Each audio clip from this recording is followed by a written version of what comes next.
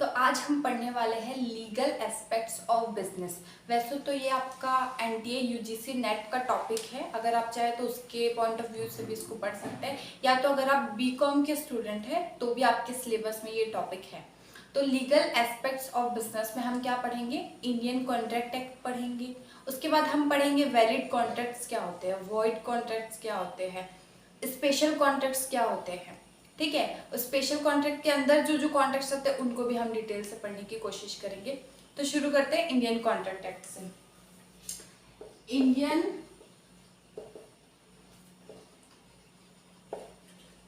Contract act 1872 बहुत important है।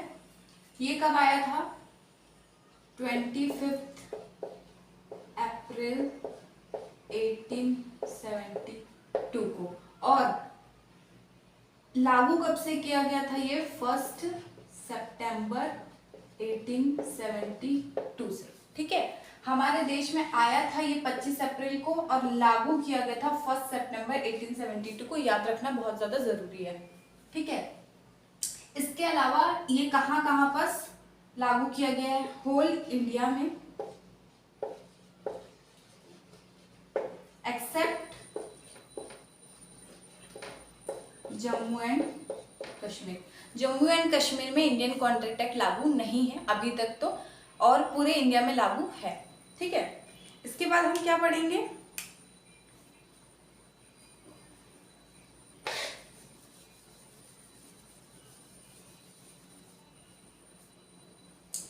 इसमें होते हैं टोटल 266 सेक्शंस। ठीक है, इसके अंदर टोटल 266 सेक्शन बनाए गए। अब वो क्या क्या पढ़ते हैं। ठीक है, सबसे पहला है जनरल प्रिंसिपल्स। ठीक है, कहां से कहां तक है? सेक्शन 1 से लेकर के सेक्शन 75 तक आपका जनरल प्रिंसिपल्स है। उसके बाद है contract relating to sales of goods. ठीक है, ये कहां से है? सेक्शन 76 से लेकर के 123 तक से। ये सारे सेक्शंस याद रखना बहुत ज्यादा जरूरी है। थर्ड जो है वो हमारा है स्पेशल कॉन्ट्रैक्ट्स।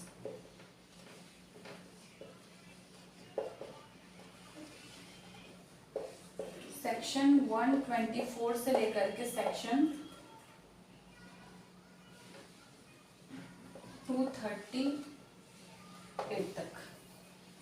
ठीक है, लास्ट फोर्थ कॉन्ट्रैक्ट जो है वो कॉन्ट्रैक्ट रिलेटिंग टू पार्टनरशिप है। ठीक है,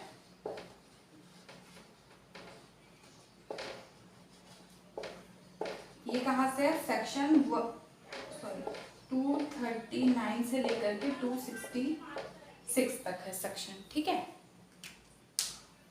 ये सारे एक्ट जो है वो बहुत ज़्यादा इंपॉर्टेंट है। अगर आप यूजीसी नेट के प्रिपरेशन कर रहे हो तो भी आपको ये सेक्शन याद होने चाहिए, उसके डिटेल्स याद होने चाहिए। अगर बीकॉम के स्टूडेंट है तो आपको एग्जाम में लिखने के लिए ये सारे जो बेसिक टर्म्स है वो बिल्कुल पता होने चाहिए। अगर ये सब आप लोगों ने लिख लिया हो या फिर स्क्रीनशॉट ले लीजिए। नेक्स्ट टॉपिक पढ़ते हैं।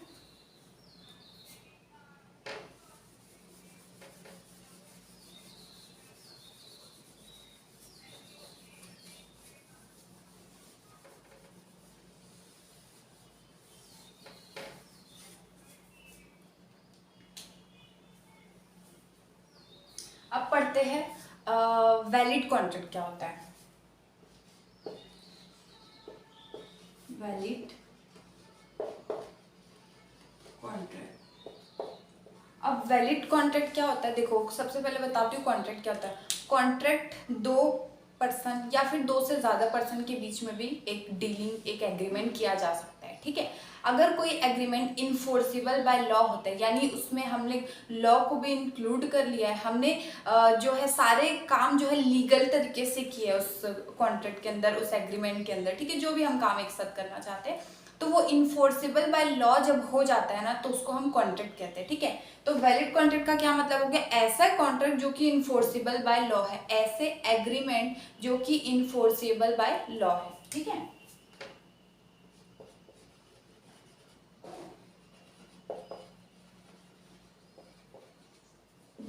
कॉन्ट्रैक्ट और एग्रीमेंट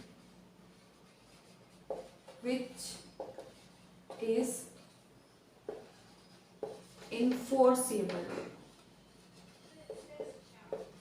by law।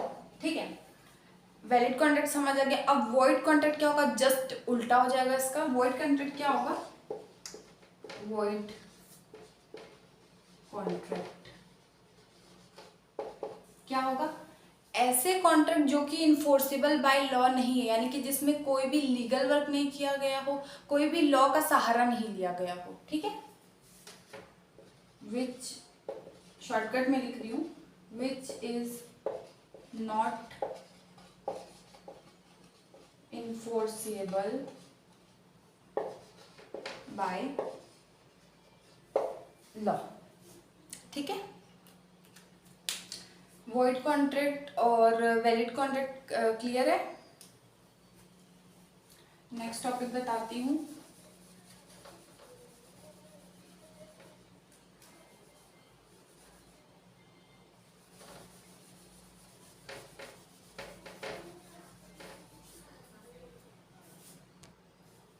देखो, एक बात और इम्पॉर्टेंट है कि हर एक एग्रीमेंट कॉन्ट्रैक्ट हो सकता है।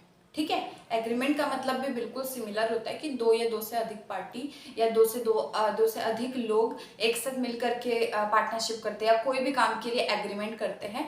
ठीक है, लेकिन अगर वो इन्फोर्सिबल बाय लॉ है तो उसको हम कॉन्ट्रैक्ट बोलेंगे, और अगर इन्फोर्सिबल बाय लॉ नहीं है तो उसको एग्रीमेंट बोलेंगे। ठीक है, हर एक एग्रीमेंट कॉन्ट्रैक्ट हो सकता है, लेकिन हर एक कॉन्ट्रैक्ट एग्रीमेंट नहीं हो सकता। ठीक है, क्लियर है।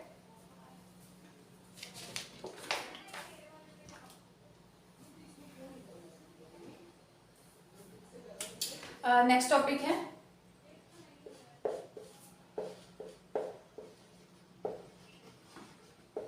Essentials of valid contract.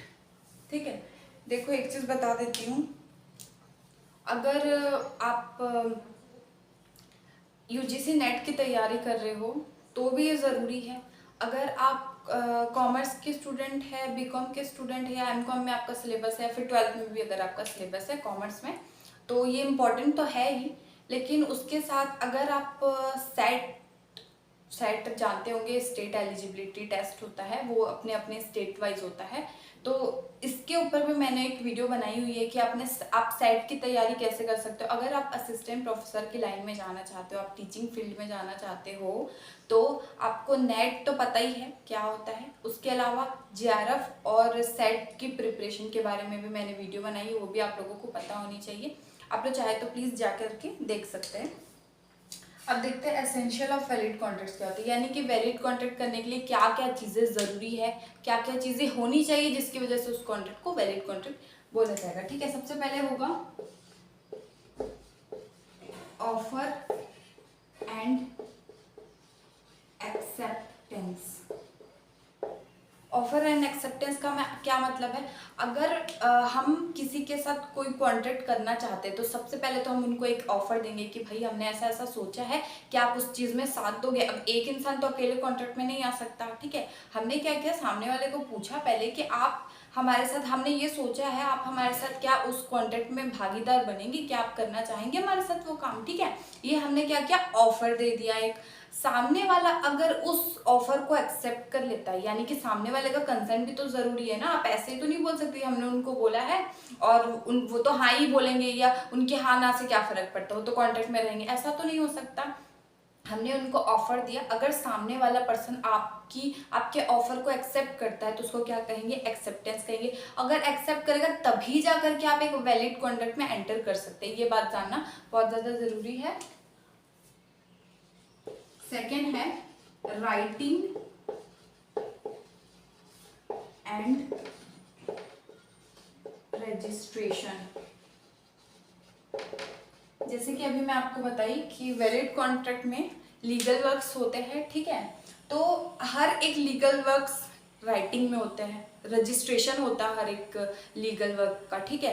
तो ये राइटिंग एंड रजिस्ट्रेशन भी इसके एसेंशियल से बहुत ज़्यादा जरूरी। अगर आप वैलिड कॉन्ट्रैक्ट में एंटर करना चाहते हो तो आपको वो कॉन्ट्रैक्ट लिखित में होना चाहिए, आपके पास रिटर्न में होना चाहिए, आप दोनों पार्टी के द्वारा उसमें साइन होना चाहिए, बिल्कुल, ये बहुत इंपॉर्टेंट है। थर्ड पॉइंट है कंसीडरेशन।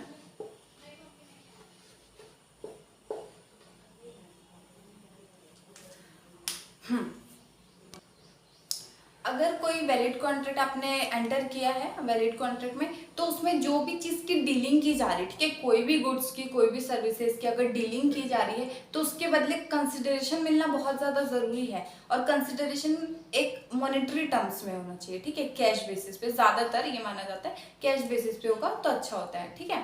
तो consideration is very important, essential for valid contract, कि आपके पास कंसिडरेशन आना चाहिए, ठीक है। ये नहीं कि आपने कॉन्ट्रैक्ट भी कर लिया और आप बस अपना बिजनेस है तो चलाए जा रहे हैं, आपको कंसिडरेशन नहीं मिल रहा, कोई प्रॉफिट नहीं मिल रहा, ऐसा नहीं होना चाहिए, कंसिडरेशन आपको मिलना चाहिए। फोर्थ पॉइंट है आपका कैपेसिटी ऑफ कॉन्ट्रैक्ट। अब कैपेसिटी ऑफ कॉन्ट्रैक्ट क्या होता है? जो भी हम कॉन्ट्रैक्ट करने जा रहे हैं, जो भी हमने विचार किया हुआ है कि हम ये कॉन्ट्रैक्ट करेंगे, तो वो कॉन्ट्रैक्ट करने की कैपेसिटी होनी चाहिए, ठीक है। दोनों पार्टीज में दोनों की ही कैपेसिटी होना चाहिए। ऐसा नहीं होना चाहिए कि एक इंसान ने ऑफर दे दिया, वो तो बिल्कुल सही सलामत है दिमाग से भी और फिजिकली भी मेंटली भी, जो जिसको ऑफर दिया गया है वो अनसाउंड है या फिर वो उस चीज़ को कॉन्ट्रैक्ट को समझ ही नहीं पाया, उस चीज़ की उसको जानकारी ही नहीं, ऐसा नहीं होना चाहिए। तो कैपेसिटी ऑफ कॉन्ट्रैक्ट होना चाहिए, जो भी हम कॉन्ट्रैक्ट करने जा रहे हैं वो दोनों ही तरफ से पार्टी उस चीज़ को करने के लिए कैपेबल होना चाहिए और उस कॉन्ट्रैक्ट को किए जाने की कैपेसिटी होनी चाहिए, ठीक है। फिफ्थ है free consent.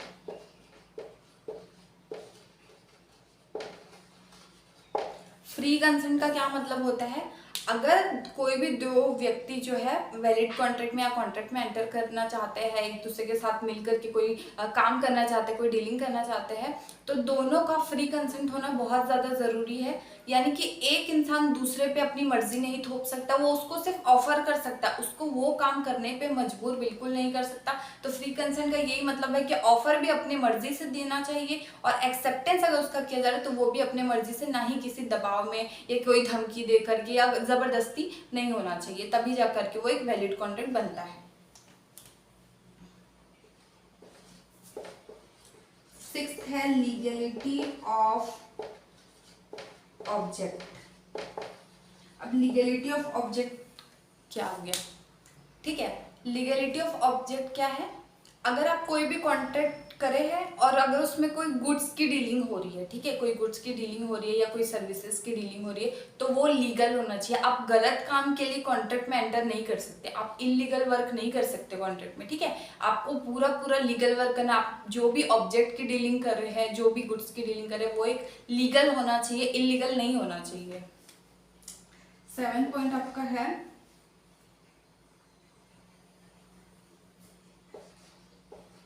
Possibility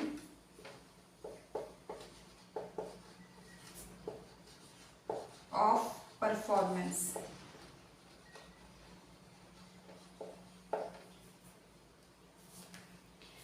possibility of performance का क्या मतलब है? जैसे कि मैंने आपको बताया कि अगर जो भी इंसान वैलिड कॉन्ट्रैक्ट में एंटर करने जा रहे हैं, कॉन्ट्रैक्ट में एंटर करने जा रहे हैं, तो वो काम, वो परफॉर्मेंस होने की पॉसिबिलिटी होनी चाहिए। ऐसा नहीं कि हम दो जने इंसान डीलिंग कर रहे हैं कि हम चांद पे जाएंगे या चांद को खरीद लेंगे, तो ये चीज़ तो नहीं हो सकती ना। तो ऐसा कॉन्ट्रैक्ट के साथ हमें डील करना जो जिसकी पॉसिबिलिटी है, जो हो सकता है रियल में, ठीक है, जो एग्जिस्ट कर सकता है, ऐसे कॉन्ट्रैक्ट की डीलिंग होनी चाहिए। और ये सारे जो 7 पॉइंट्स है वो एसेंशियल ऑफ वैलिड कॉन्ट्रैक्ट्स है। मैं आपको इसका डिटेल में लिखा नहीं सकती क्योंकि ऑफकोर्स आप बड़े बच्चे हैं, लेकिन इतना ही आपको एग्जाम में पढ़ के नहीं जाना, ये मैंने आपका बेसिक क्लियर कर दिया है। इसके अंदर के जो सारे लाइंस है, जो सारे मटेरियल होने चाहिए, वो सब आपको अपने नोट्स में बनाना है, क्योंकि अगर आप लोग अपने नोट्स खुद से नहीं बनाएंगे तो आपके दिमाग में ये सारी बातें बिल्कुल भी नहीं जाने वाली। मैं तो बता के चले जाऊंगी, लेकिन जब तक आप खुद से रीड नहीं करेंगे, आप खुद से इसके पॉइंट्स बनाइए, समझ में तो आ ही गया है। खुद से इसके पॉइंट्स बनाइए, एग्जाम में लिखिए, तब जाके आपका जो है डेवलपमेंट भी होगा, माइंड डेवलपमेंट होगा, ये सारे कॉन्सेप्ट भी आपको क्लियर होंगे। तो ये टॉपिक तो हो गया। अब पढ़ते हैं टाइप्स ऑफ ऑफर। ऑफर कितने तरीके के होते हैं, ठीक है।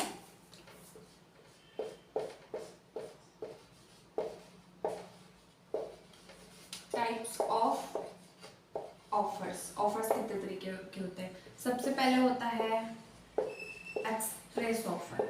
नाम से ये समझ आ रहा है कि हम इस ऑफर को एक्सप्रेस करने वाले हैं, ठीक है। एक्सप्रेस कैसे करते हैं? लिख के करेंगे, ओरली भी कर सकते हैं, ठीक है। अगर हम किसी के साथ कॉन्ट्रैक्ट में जाना चाहते हैं, हम किसी को ऑफर दे रहे हैं, तो बोल करके या तो लिख करके हम उसको ऑफर कर सकते हैं, ठीक है। तो एक्सप्रेस ऑफर में क्या आ गया? राइटिंग में आप ऑफर कर सकते हैं या तो ओरली ऑफर कर सकते हैं। सेकंड आ गया इम्प्लाइड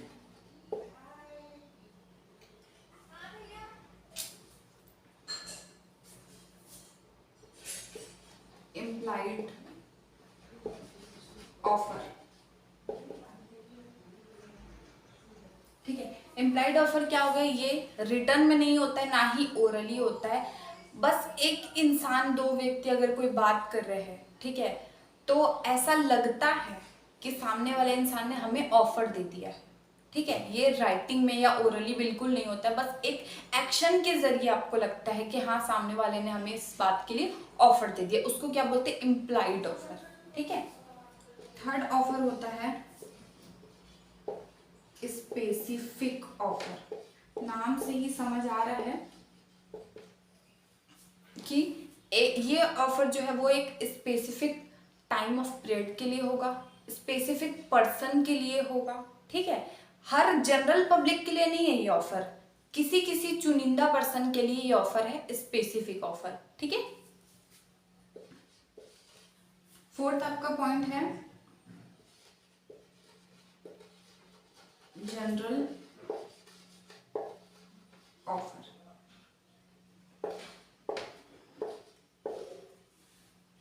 ठीक है। अब जनरल ऑफर क्या हो गया? नाम से ही समझ आ रहा है कि जनरल ऑफर है, हर किसी के लिए ऑफर है, जनरल पब्लिक्स के लिए ऑफर है। जैसे कि हम न्यूज़पेपर में पढ़ते हैं, न्यूज़पेपर में कभी कभी किसी घर को बेचने के लिए एक ऑफर आया रहता है, ठीक है।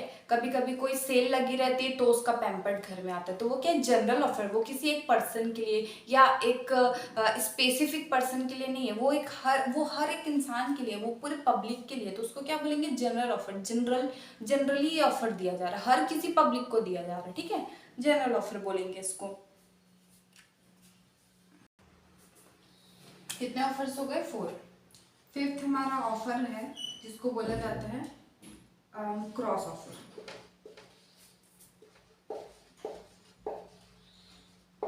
अब क्रॉस ऑफर क्या होता है? यहाँ पे मैं लिख देती हूँ जनरल में मैगजीन्स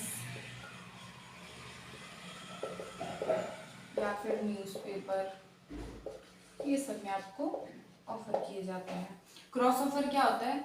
अगर कोई दो इंसान कंसीडरेशन के बदले नहीं, बल्कि एक एक अपनी चीज बदली करने के लिए ऑफर कर रहे हैं। जैसे कि राम ने कहा कि तू मेरी बाइक रख ले, और श्याम से कहा कि तू मेरी बाइक रख ले और उसके बदले मुझे अपनी स्कूटी दे दे, ठीक है। तो यहाँ पर क्या हुआ? क्रॉस ऑफर हुआ। एक इंसान ने दूसरे इंसान को अपनी एक चीज दी, उसके बदले उसकी एक चीज ले ली, ठीक है। लेकिन यहाँ पर भी एक्सेप्टेंस जरूरी है ना। श्याम को ये बात मंजूर होनी चाहिए कि हाँ, मेरे को बाइक चाहिए और मैं अपनी स्कूटी देने के लिए तैयार हूँ, ठीक है। मंजूरी होना बहुत ज्यादा जरूरी है।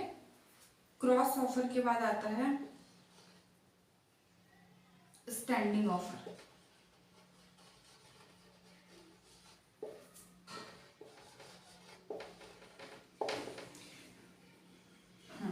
स्टैंडिंग ऑफर क्या होता है? जैसे कि स्टैंडिंग ऑफर ना एक टाइम पीरियड के लिए होता है, ठीक है। स्टैंडिंग ऑफर जैसे कि अगर किसी रेस्टोरेंट में या फिर किसी होटल में एग्जीबिशन लगा हुआ है, ठीक है। मान के चलते हैं एग्जीबिशन लगा है 1 से 3 नवंबर तक से लगा हुआ है, ठीक है। तो क्या हुआ? एक स्टैंडिंग ऑफर हुआ। जो कंपनी है, जो भी बिजनेसमैन है, वो क्या कर रहा है? ऑफर कर रहा है पब्लिक को कि एग्जीबिशन में आप इनवाइटेड है, लेकिन सिर्फ इतने से इतने दिन के लिए, और उसमें टाइमिंग भी लिखी है कि 9 से 5, ठीक है, सुबह 9 बजे से लेके शाम के 5 बजे तक जो है एग्जीबिशन चालू रहेगा, उसमें आप आके देख सकते हैं। तो उसको क्या बोलेंगे हम, स्टैंडिंग ऑफर बोलेंगे, ठीक है। तो ये सारे तो हो गए आपके टाइप्स ऑफ ऑफर, ठीक है। अब हमारा टॉपिक बचा एक काशी कॉन्ट्रैक्ट बचा एक जो बहुत इंपॉर्टेंट है, ठीक है। उसके अलावा बचा हमारे पास स्पेशल कॉन्ट्रैक्ट्स जो सारे डिटेल्स में पढ़ने हैं, ठीक है।